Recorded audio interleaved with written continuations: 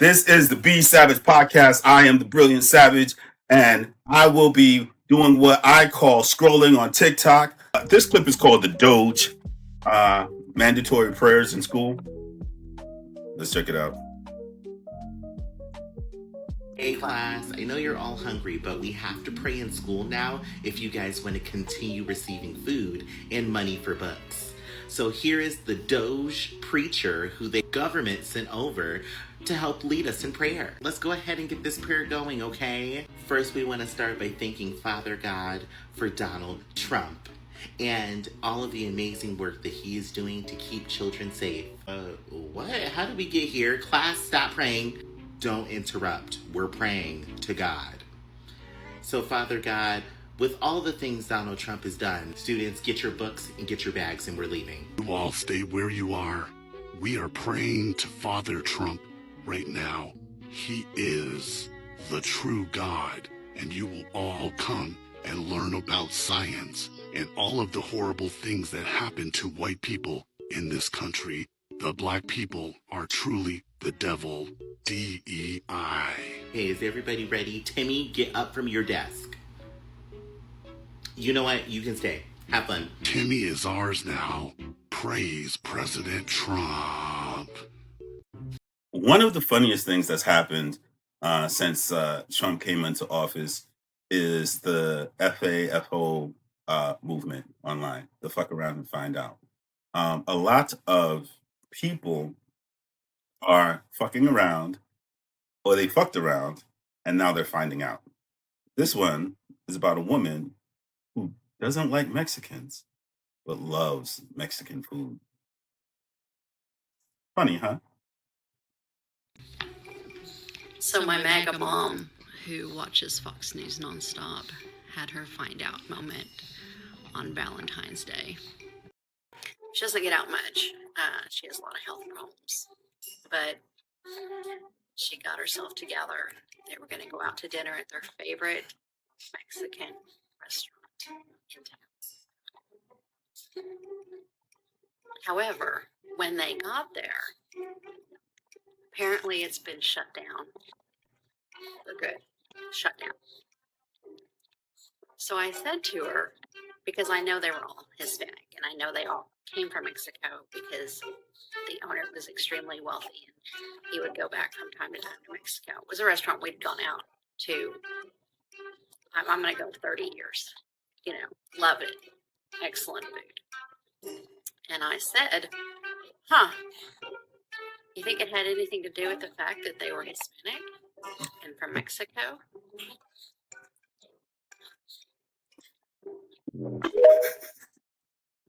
That is classic. President Trump signed an executive order telling the Justice Department to pause enforcing a nearly 50-year-old anti-bribery law. It's called the Foreign Corruption Practices Act. This thing prohibits U.S. companies, as well as those companies that do business here, from bribing government officials with new business or ongoing deals. I believe this is this rule. Why on God's green earth would the president want to stop corruption and bribery laws or anti-corruption and bribery laws from happening? Why would he sign an executive order that allows corruption and bribery? Mayhap it be with the new Trump Gaza resorts that he has in mind? Oh, I got a video to show y'all.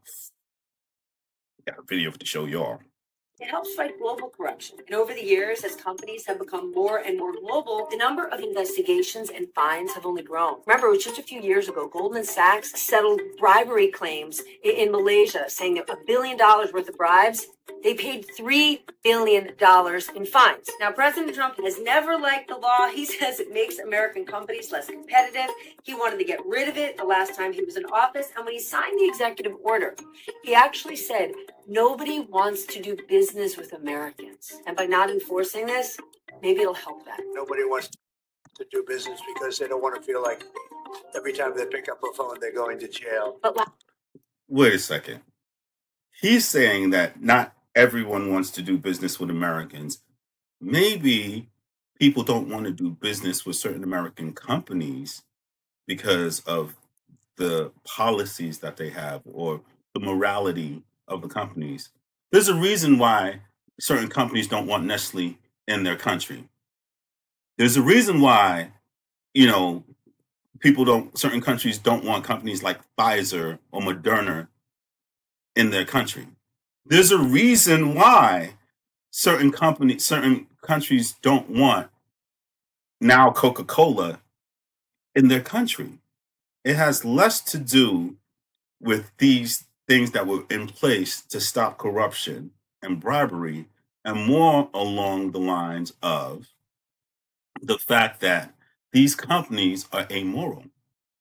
These companies put price point over people. If you don't believe me, look what happened in Mexico and Coca-Cola. Coca-Cola tanked in Mexico because of what happened here in the United States because of immigration and deportation because of Trump. Right? You don't like Mexicans. You don't like Mexicans in the United States.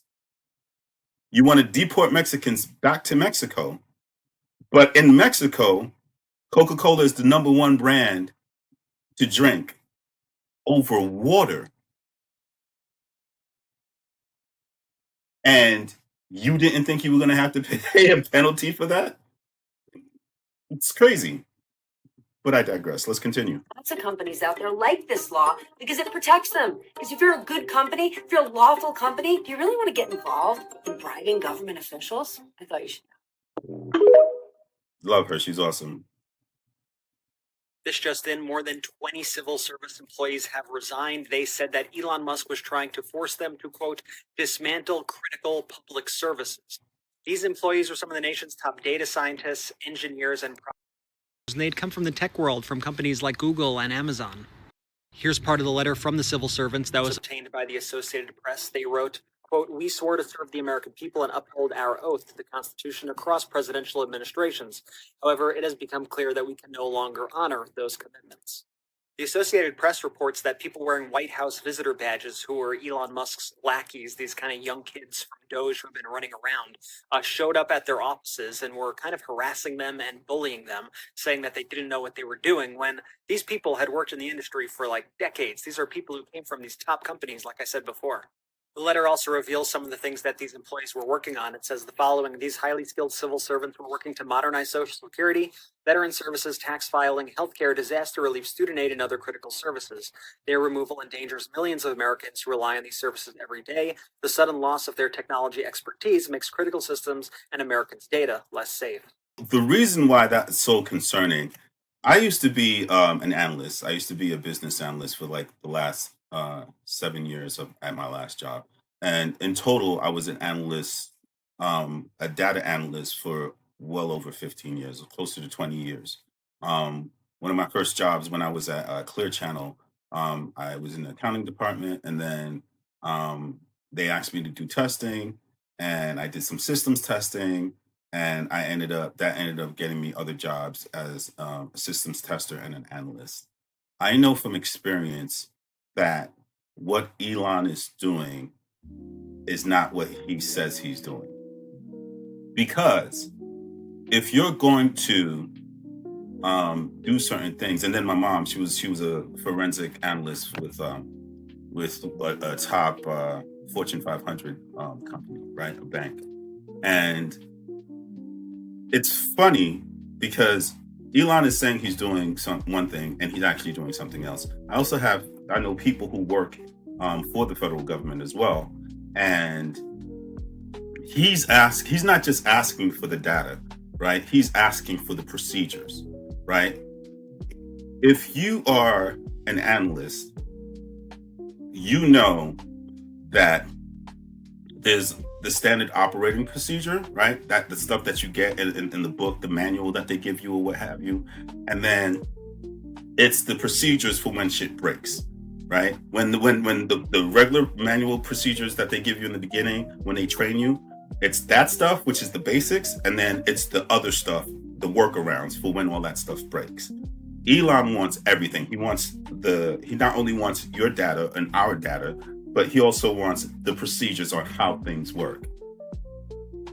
My thinking is, why would you need the processes and the procedures of how these departments of government work, unless you have some type of, I don't know, AI system that just dropped that could potentially be fed this information so it could replace those workers? Because that's the only thing that makes sense to me. As a business analyst, as a data analyst, as someone who's a systems tester for years, right? Someone who's worked, with I'm literally thousands of data, thousands of pieces of data a day. That's all I did for years. Just process, analyze, and computate thousands of pieces of data every single day. Why would you need the procedures for the data, right? On how to work the data? Why would you need and it's one thing if you have the basics, because me personally, I'd be like, go ahead, take the basic data, right? That's the basic procedural data. Like that's the stuff that's the basic of the basic. You don't know what happens when the stuff breaks. You don't know any of the workarounds. And now you can't feed that into your new AI called Grok that just dropped. Why does that sound familiar? Wasn't Grok like from the humanoids or something? I'm pretty sure it was like that. Grok was like the name of the humanoids, which was a cartoon back in the day, but whatever, right? But that's the funny thing, and it baffles me that he wants the procedures and the processes of these different departments in government, right? Why would you want the procedures and the processes of the IRS? Why would you want the procedures and the processes of the United States Treasury Department? Why would you want the processes and the procedures of the Agricultural Department? Why would you want all that information? What is the necessity of having all that information when it has nothing to do with an audit? Right?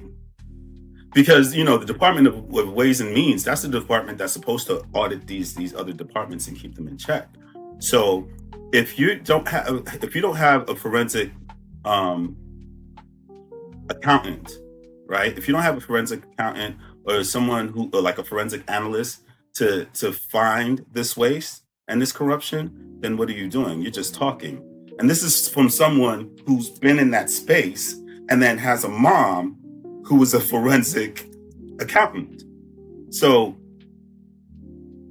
and I've done my own part of forensic accounting. Forensic accounting just means that you're trying to find out who spent what, where, when, and why did they use that money when they weren't supposed to.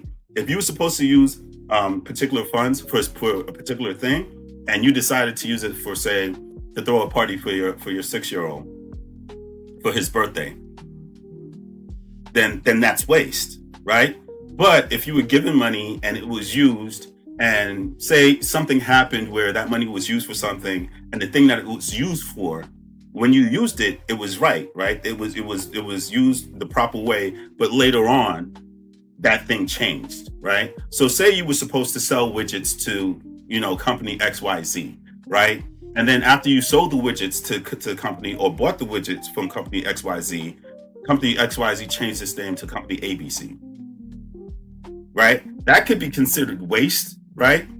If it's a different company, right? That's one example. It's not the best example, but that's an example. But he's saying that he's finding waste and he's finding corruption, but he is the benefactor of a lot of money, right? And he gets his money, I believe, from military contracts. He just got $1 billion. Since Trump has been elected, Elon Musk, his companies have garnered almost $1 billion in the past 3 to 4 months. $1 billion, close to $1 billion in that time.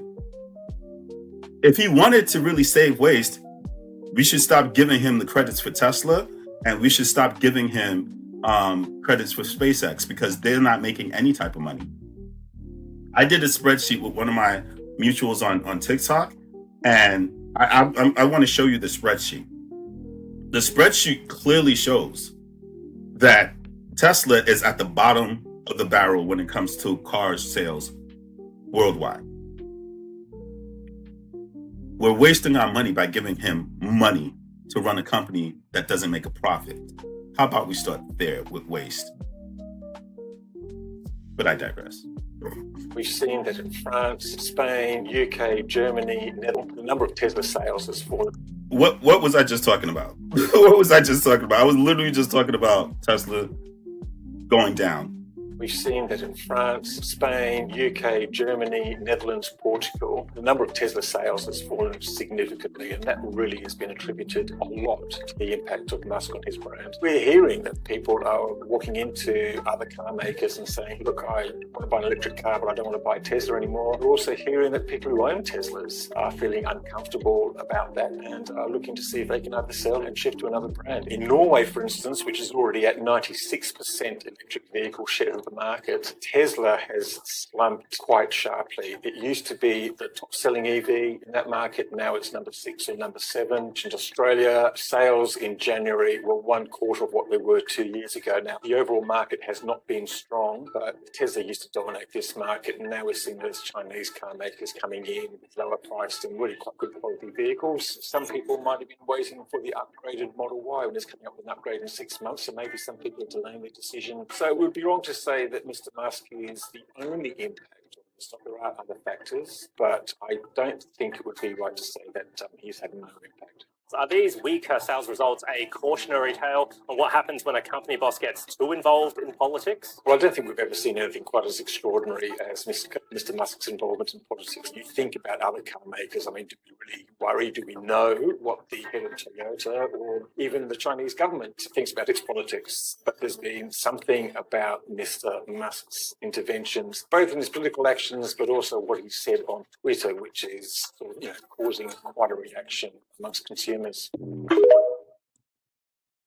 It must be said that the last person who was in the car industry that I can remember that had this type of influence on politics was, I believe, Lee Iacocca.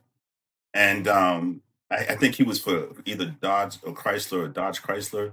And he people didn't like him because they were like, what is he doing here? Right. And I was a real little kid when he was in government. But yeah, like certain industries should not be in government.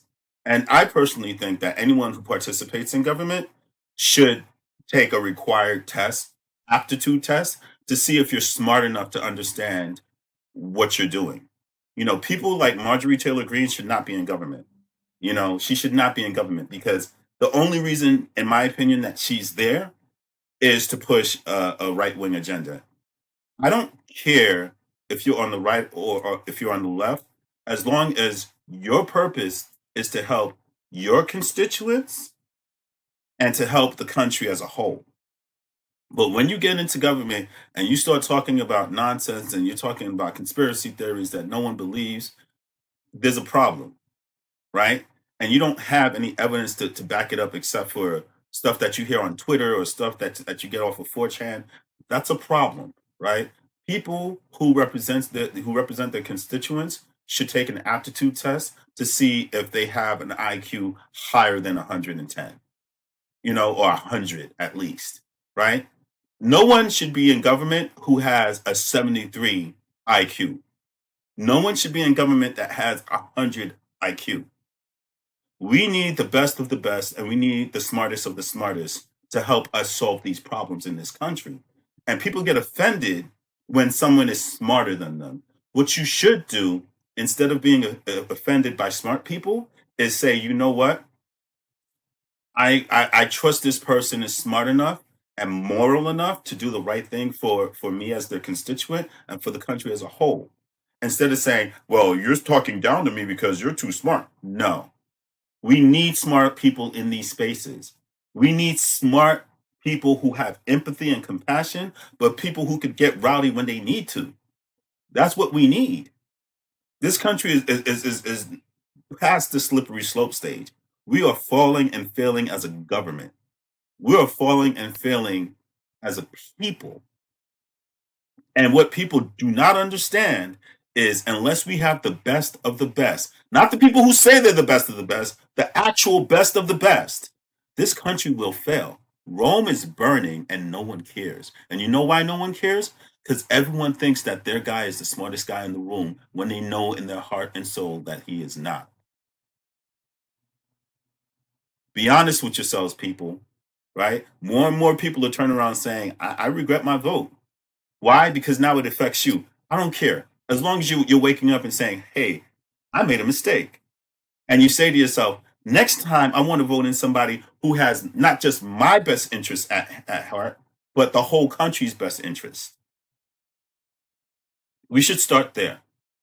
That's where we should start as a people, as Americans, Black, white, Asian, Latino, Indigenous, which is the same thing. It's frustrating to me when I see a show like The West Wing that was written by Alan Sorkin, and the president in that TV show is better than any president that we've had for the past like 100 years or so. Do you see what I'm saying? That's the crazy thing to me. That's the craziest thing to me, right? We have TV presidents that are better than real life presidents. And we need to do better as a people. We need to do better as a country. Period. Why are they being so abusive to federal workers? It's a psychological trick from business called dread, and I want to talk to you about how they're using it to get federal workers quit. The first way to do that is just offer them buyout packages, which they've already done.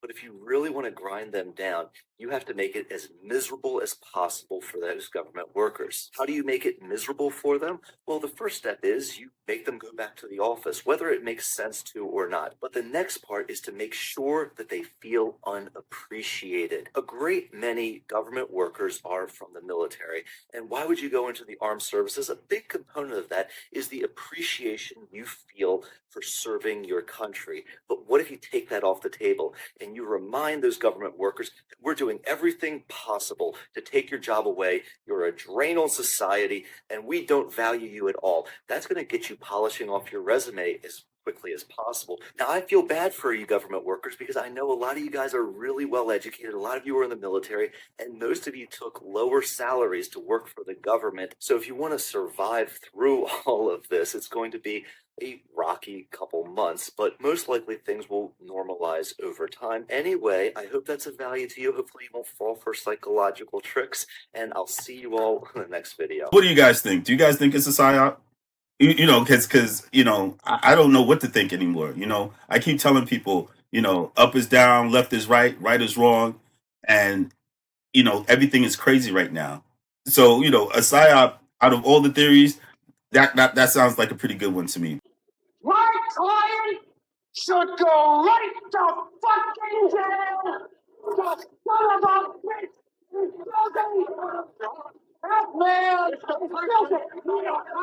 let him there. That man is a swine. He is a swine. If he's allowed to go free, then something really wrong is going on. Listen, you are out of order. You're out of order. You're out of order. The whole trial is out of order. They're out of order. That man, that crazy. That was such a good film with Pacino in it. There won't be a country left to run, sir, if you guys just sit back and are afraid of a primary. Because I hear President Musk has threatened a primary and any Republican who doesn't get on board. What's not reasonable is taking this chainsaw approach, which they obviously admit when they fired these people and then decided, oh, we fired the wrong people. We got to bring them back in. How can you tell me that Doge, with some college whiz kids from a computer term loan, after about a week or maybe two, has determined that it's okay to cut veterans' benefits? Calling those people with different abilities leeches and losers, and that they're leeching off the system. I don't believe it. Yeah. Okay. You don't believe it, you can read it. You are in denial. You are doing us a disservice. How can we be represented by you if you don't have a voice in Congress?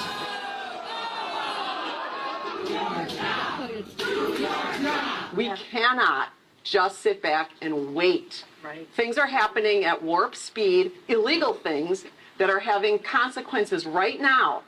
And we need you. The people would like to know what you, Congressman, and your fellow congressmen are going to do to rein in the megalomaniac in the White House. The reason why this is so important, the Elon part we already spoke about, right? Being an analyst and everything, but this is the part that really gets me, is that now you have the constituents in these red states. These are all red states, right? Where the constituents, these are people who voted for Trump, right? And now they're turning around and they're looking at their representatives and saying, hey, we hired you to do a job. Your job is not to represent the president. Your job is to represent us, the people. We're the ones who put you there, right? Yes, did we put him there also? Yes, we did. But now that he's going off the rails, you guys need to rein him in. And it doesn't matter what some billionaire says who was not elected and who was not confirmed into office or into government. Elon Musk has not been confirmed by anyone, right? He's not there legally, right? Trump can appoint anyone he wants as long as they get confirmed by Congress. If this man has not been confirmed by Congress, what is he doing there? So Trump went and flipped it and said, oh, he's a special government hire or something like that, right? This is after he already had him doing the fuck shit. Do you see what I'm saying? Right? He was trying to put the toothpaste back into the tube. He was trying to put the manure back into the horse, right? That's what he was trying to do, right? By saying, hey, you know what? No, he actually is a special government hire. He always was. No, he wasn't, right? That's his way to circumvent and get around the fact that Elon Musk wasn't elected and he was never confirmed. This is what's wrong with the Trump presidency and the Trump administration as a whole, right? We have this man who thinks that he should be king. If you don't believe me, all you have to do is get on Twitter or get on Truth Social, and he has pictures of himself as king. There's the Time magazine cover, right? And it's not a real Time magazine cover. He had someone create a Time magazine cover with him with a crown on his head. How narcissistic is that? Do you really want a narcissist in government? I mean, technically you could say they're all narcissists, but do you want a narcissist as your president, right? If you don't know what a narcissist is, I suggest you people out there go up and get a dictionary and look one up. Go to mw.com, that's Merriam-Webster.com, and look up the meaning of a narcissist and how damaging a narcissistic relationship can be. Because we as a country are in a relationship with not just one, not just two, but an entire cabinet of narcissists, right? We have people who literally don't care about us. And I think now is the time that people start to wake up. Because it's not bad to be woke, but it is bad to stay asleep. Have the day you deserve, everyone. Blessings.